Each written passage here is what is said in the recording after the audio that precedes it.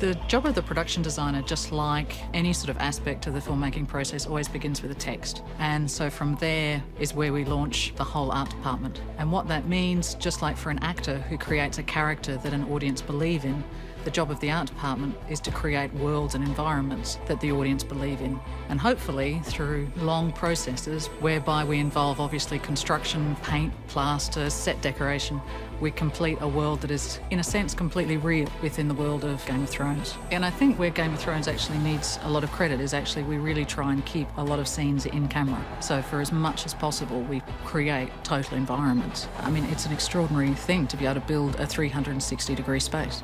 On every level, we try and be very thoughtful and mindful of the colours that relate to the character involved, their status in society, and what do we want an audience to know about them as they're moving through the landscape.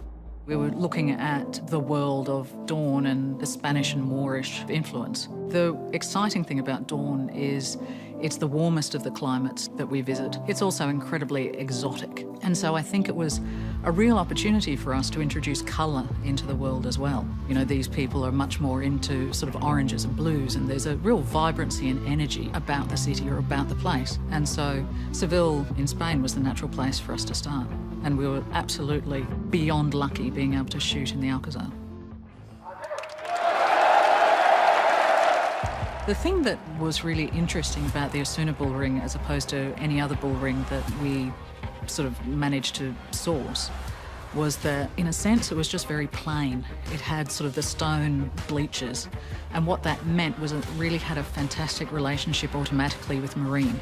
So being able to work with what was essentially quite a blank palette meant that it had a very close relationship to the sort of the architectural language that we'd already established. And I also enjoyed the very big pillars at the side with the angles on them, which related to the pyramidal style architecture we'd already used. And what we had to design there was a royal box for Dany and her guys to be in.